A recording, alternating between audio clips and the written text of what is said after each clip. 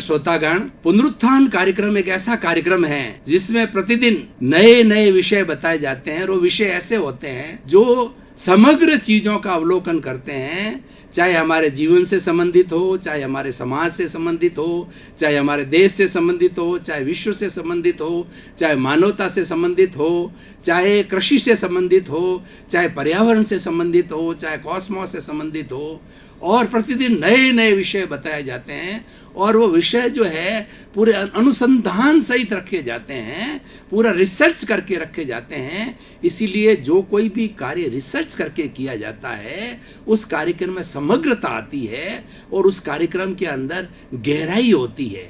तो भाई और बहनों, दर्शकगण, श्रोतागण, इसी क्रम के अंदर आज का हमारा विषय है वैज्ञानिक अनुसंधान द्वारा उन्नत खेती।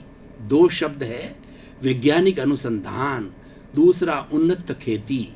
सबसे पहले मैं उन्नत खेती की बात करूंगा क्योंकि हमारा काम है कि खेती को उन्नत करना।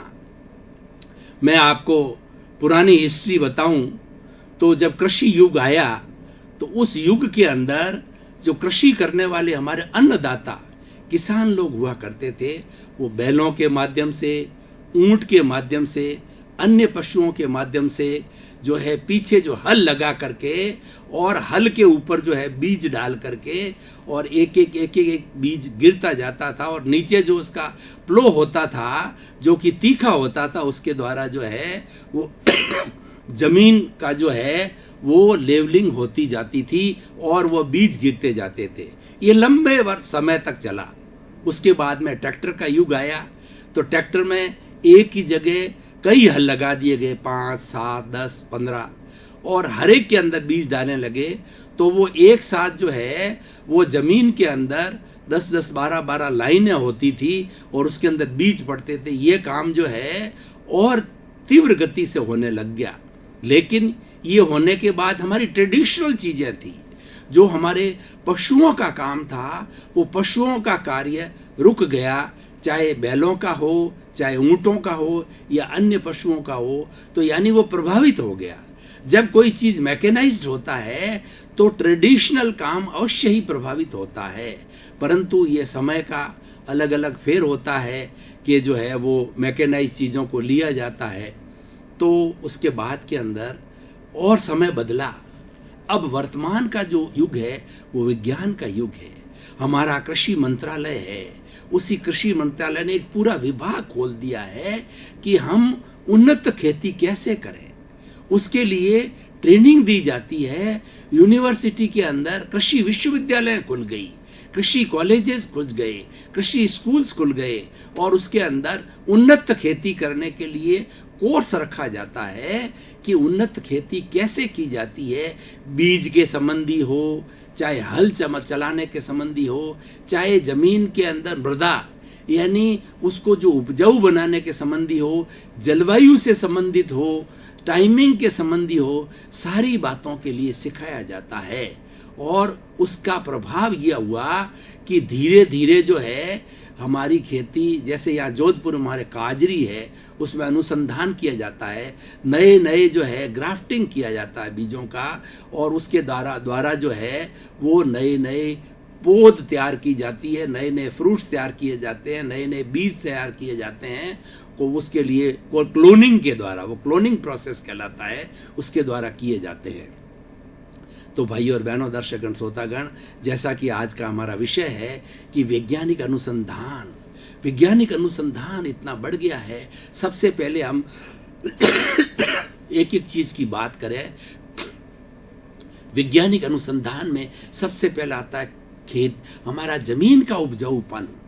तो जो सॉइल होती है, उस सॉइल की जो फर्टिलिटी, उसके उपजाऊपन को नापा जाता है और उसको उपजाऊपन जो है बढ़ाने के लिए उसके अंदर क्या चीज़ों का मिश्रण किया जाता है और यूरिया वगैरह कई चीज़ें डाली जाती है। हालांकि ये सब चीज़ें प्राकृतिक है, लेकिन हमारा ट्रेडिशनल हुआ करता था, जिसके अंदर की गोबर डाला जाता था, जो है वो गाय का गोबर और उसके बाद के अंदर जो है बकरी का जो है मेंगनी वगैरह ये डाल करके वो उत्तम खाद होती थी। और उसका जो बना हुआ जो हमारा भोजन होता था, हमारा अनाज होता था, अन्न होता था, सब्जी होती थी, फ्रूट होता था, वो बहुत ही ऊंचे दर्जे का होता था, स्वास्थ्यवर्धक होता था। लेकिन क्योंकि पॉपुलेशन बढ़ गया है और विज्ञान आ गया है, इसलिए इसको रोका नहीं जा रहा है। तो पहली बात तो हो गई कि हमारी जो जमीन है उसका उपजाऊपन। दूसरी बात हो गया पर्यावरण, कौन सी चीज किस समय में बोनी चाहिए, किस महीने के अंदर बोनी चाहिए, वर्षा के समय बोनी चाहिए, सर्दी के समय बोना चाहिए, गर्मी के समय बोना चाहिए, उसके बारे के अंदर सारा अलग अलग रब्बी और खरीफ फसल के बारे में बताया जाता है। और तीसरा जो है पानी, मतलब फसल को कितना हम इरिगेशन करते हैं, नहर से इरिगेशन होता है और हमारे कुओं से इरिगेशन होता है और आजकल जो स्प्रिंकलर से होता है, ड्रिप इरिगेशन होती है, तो कई तरह के साधन आ गए। ड्रिप इरिगेशन भी एक वैज्ञानिक अनुसंधान है कि जो ड्रिप्स गिरती है वो पानी जो है एक पौधे के ऊपर थोड़ी थोड़ी मात्रा में पड़ता है, लेकिन पुराने ज़माने में जब किसान पानी देता था तो सारा पानी जो जड़ों के अंदर चला जाता था और कई बार एक जगह ज़्यादा पानी जाने से वो जड़ें सड़ जाया करती थी। लेकिन स्प्रिंकलर सिस्टम से जो है, ड्रिप इरिगेशन से जो है, वो थोड़ा थोड़ा पानी सब जगह अनुकूल मात्रा के अंदर पड़ता है। और आजकल तो बड़े बड़े जो है देशों के अंदर, अमेरिका जैसे देशों में सब चीज़ कंप्यूटराइज्ड हो गई है, हर चीज ऑटो कंप्यूटर है। वो पर्यावरण को कंप्यूटर करता है, वो बीज को नियंत्रित करता है और पानी को नियंत्रित करता है और उसके बाद के अंदर जमीन की जो हमारा उपजाऊपन है उसको भी नापता है, उसकी सारी रिजल्ट्स निकालता है। तो ये सब चीजें अनुसंधान होने से क्या हो गया कि आज हमारी जो खेती है वो उन्नत हो गई। यानी कि जो परसेंटेज प्रोडक्शन है, जो पहले पर बीघा या पर जो है वो एकड़ जो हमारा प्रोडक्शन आता था उससे कई गुना बढ़ गया है। ये फ़ायदा हो गया है और उस फायदे से आजकल, जैसा कि पहले हमारे ट्रेडिशनल सोर्सेस से किसानों की दुर्दशा होती थी और किसान लोग सुसाइड तक करते थे, लेकिन उन्नत खेती वैज्ञानिक अनुसंधान के आ जाने के बाद के अंदर काफ़ी रिलीफ मिल रहा है। और उसके अलावा हम सब्जियों की बात करें तो सब्जियों के अंदर क्लोनिंग की जाती है। एक ही तरह के टमाटर, एक ही तरह के जो है ककड़ी और एक तरह की कई जो सब्जियां हैं वो क्लोनिंग के माध्यम से फास्ट स्पीड से वो जो है तैयार की जाती है। उनके अंदर कुछ जो कहना चाहिए वो गलत जो है वो सिस्टम भी आजकल लागू हो गए, क्योंकि अच्छाई के साथ बुराई भी आ जाती है। इंजेक्शन दे दिए जाते हैं जिससे कि जैसे तरबूज है, ककड़ी है, ये कई चीज़ें वो शीघ्र जो है फैलाव ले लेती है, वो शरीर के लिए हानिकारक है। वैसी उन्नति भी काम की नहीं है, उसको भी रोका जाना चाहिए।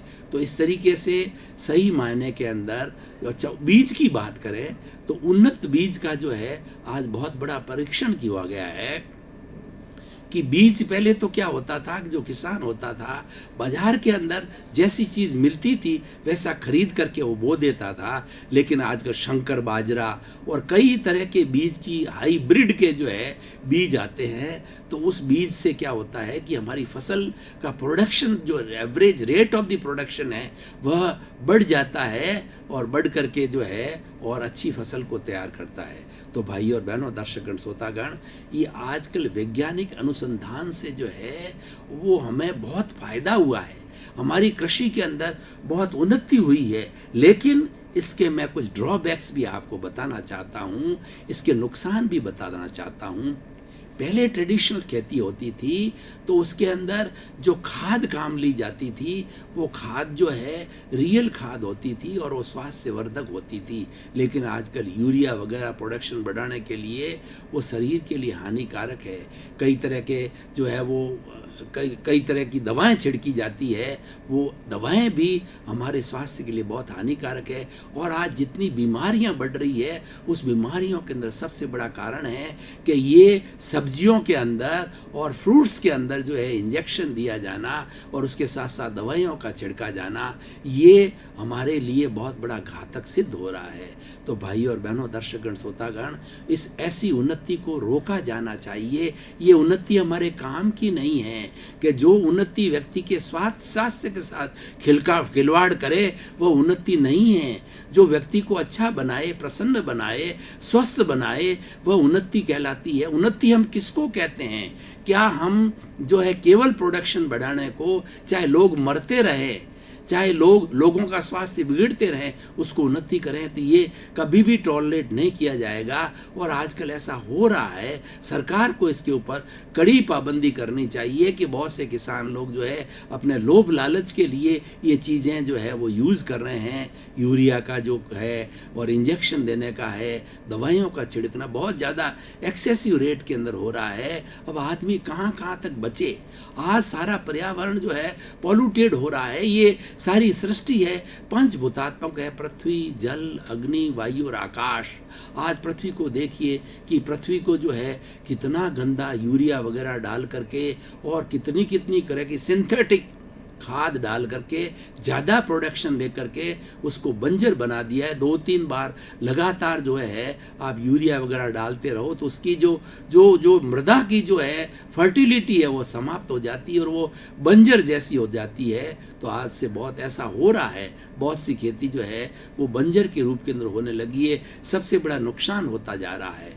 और दूसरी ये तो पृथ्वी और जल की बात करें तो जल के अंदर कितने बड़े बड़े कल कारखानों ने जो है कितने सिंथेटिक कलर है और कितने केमिकल्स हैं वो फैक्ट्रियों से छोड़े जाते हैं। तो सारा जल जा कर के हमारे नदी के किनारे पड़ जाता है और वही परकोलेट होकर के नदी के नीचे जाता है। नदी के अंदर जो पानी होता है जो आखिर कुओं में जाता है, वो सारा जहर जो है आसपास के सारे कुओं में फैल जाता है और वो हमारे जीवन को प्रभावित करता है। उससे पोलियो होता है, उससे हमारे हार्ट की डिजीज होती है, उससे हमारे कैंसर होती है। जो जितनी नई बीमारियां इन दिनों में आ रही है, इन सब बीमारियों का कारण है कि हमारे एनवायरनमेंट का पोल्यूशन होना और खास करके खेती बाड़ी के अंदर ये नाजायज चीज़ों का उपयोग कर लेना। इसके पीछे महज कारण एक ही है कि व्यक्ति का लालच बोल रहा है। आज व्यक्ति बहुत लालची हो रहा है, एन केन प्रकार वो धन कमाना चाहता है, पर उसको पता नहीं है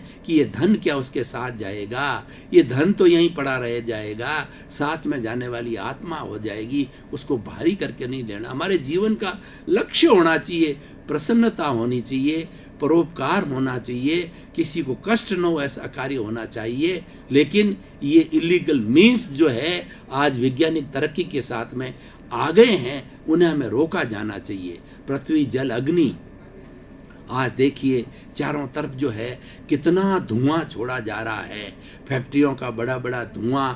उससे क्या है कि सारा हमारा वायुमंडल है, हवा जो है प्रदूषित हो गई है। और साथ साथ में कई फैक्ट्रियों से, जैसे कोल फैक्ट्री से निकलने वाली अग्नि वो गैसें, वो अग्नि की गैसें जो है, जैसे कि भोपाल कांड हुआ था, वो बहुत सी गैसें जो है सिंथेटिक गैसें आज चारों तरफ फैल जाती है और व्यक्ति हमेशा के लिए लकवा मार जाता है और वो जो है पैरालाइज्ड हो जाता है। व्यक्ति हमेशा उसका जीवन बर्बाद हो जाता है। तो भाई और बहनों, दर्शकगण, श्रोतागण, आज आकाश कितना पॉल्यूटेड हो रहा है। आज व्यक्ति स्वस्थ रहना चाहता है, लेकिन स्वस्थ कहाँ से रहें? उसको अच्छी हवा प्राणवायु लेने के लिए नहीं मिल रही है और शुद्ध पीने के लिए पानी नहीं मिल रहा है, शुद्ध जो है वो सब्जियां नहीं मिल रही है और शुद्ध जो है फल फ्रूट नहीं मिल रहे हैं, अनाज नहीं मिल रहा है। चारों तरफ जिधर ही देखें तो पॉल्यूशन हो रहा है। और उसके अलावा सबसे बड़ा पॉल्यूशन हमारे नकारात्मक जो है वो हमारी सोच का है। उस नकारात्मक सोच से जो है आज आप अखबार को उठा करके देखिए, अखबार के अंदर क्या चल रहा है। स्टार्ट से एंड तक देखें तो कितने अपराध हो रहे हैं। किसी बेचारे शव को जो है जला दिया जाता है और उसके बाद के अंदर जो है हमारी बहनों के साथ में, बेटियों के साथ में किस तरीके से बुरा व्यवहार किया जा रहा है। मतलब हमारी सारी पार्श्विक प्रवृत्ति हो गई है, हम जो है दानव बनते जा रहे हैं। तो ये सभ्यता किस काम की? ये वैज्ञानिक अनुसंधान क्या काम का।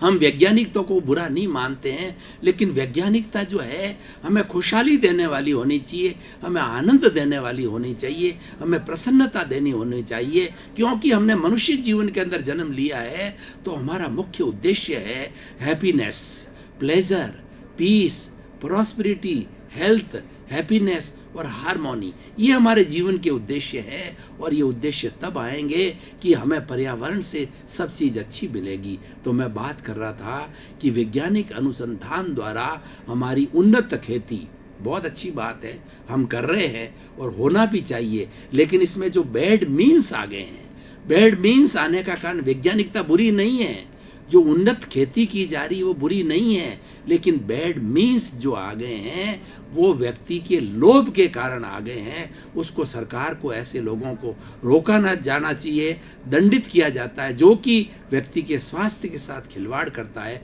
उसको दंडित किया जाना चाहिए। मैं आपको एक अभी किस्सा जो है कनाडा का किस्सा बताता हूँ।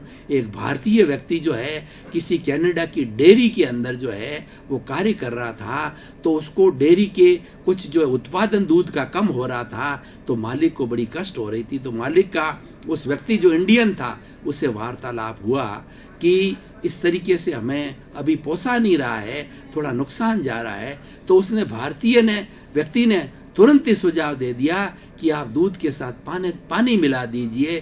तो उसने पिस्तौल निकाली और पिस्तौल निकाल के कहा कि आज से तो आपने बोल दिया है, मैं तुम्हें जो है बर्दाश्त कर रहा हूँ, मैं तुम्हें क्षमा कर रहा हूँ। आइंदा से तुमने अगर मेरे किसी भी देश के व्यक्ति का स्वास्थ्य बिगड़े, किसी को धोखा हो, ऐसी बात कही तो मैं तुम्हें जिंदा नहीं छोड़ूंगा। ऐसा उन लोगों का बड़ा मोरल है।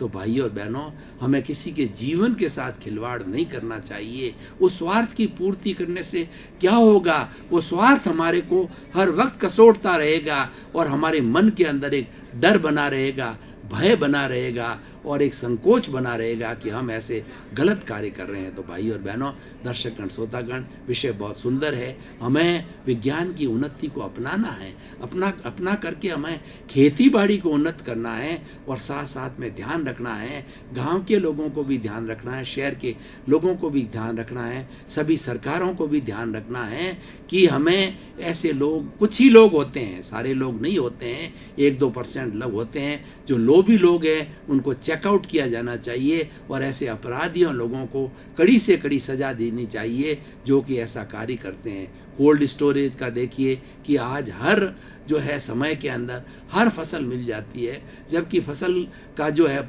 फल फ्रूट है या कोई भी अनाज है वो तो उसी समय मिलता है, लेकिन मिल जाता है क्योंकि कोल्ड स्टोरेज के अंदर 4-4, 6-6 महीने तक जो है दवाइयाँ छिड़क करके, इंजेक्शन दे करके उस चीज़ों को प्रिजर्व किया जाता है। और ऐसी प्रिजर्व की हुई, जैसे हम फ्रीज के अंदर 4-4, 6-6 दिन प्रिजर्व करते हैं, तो ये स्वास्थ्य के लिए सब हानिकारक है। ये अप्राकृतिक चीज़ें हैं। हमें प्राकृतिकता की ओर से हट करके प्राकृतिक बनना है। और प्राकृतिक व्यक्ति होगा वो ईमानदार व्यक्ति होगा, वो व्यक्ति किसी को कष्ट नहीं देगा, किसी के साथ में बुराई नहीं करेगा और किसी का शोषण नहीं करेगा। तो हमें ऐसे व्यक्ति का निर्माण करना है। तो भाई और बहनों, दर्शकगण, श्रोतागण, मैं जो है निष्कर्ष की भाषा में बात करूं और आज के इस विषय के जो है वो उसके ऊपर जो है मैं जो है वो रिसर्च के बारे में बात करूं, तो सबसे बड़ी बात यह है कि आज का विषय बहुत सुंदर है। ये अपनाया जाना चाहिए, ये गांवों में अपनाई जानी चाहिए, शहरों में अपनाई जानी चाहिए, परंतु इसके साथ साथ में जो जितनी बुराइयां आ गई है उसको रोका जाना चाहिए। दर्शकगण, श्रोतागण, भाई और बहनों, आपका बहुत बहुत धन्यवाद। पुनरुत्थान कार्यक्रम को आप बराबर नियमित रूप से देख रहे हो, इसलिए पुनरुत्थान कार्यक्रम टॉक ऑफ द टाउन मिल रहा है। चैनल 24 के पास के अंदर फीडबैक आ रहा है। आपके प्रति बहुत धन्यवाद, साधुवाद, कृतज्ञता और आपका जीवन आनंदमय हो, सफलमय हो, सुखमय हो। आपके प्रति शुभकामनाएं।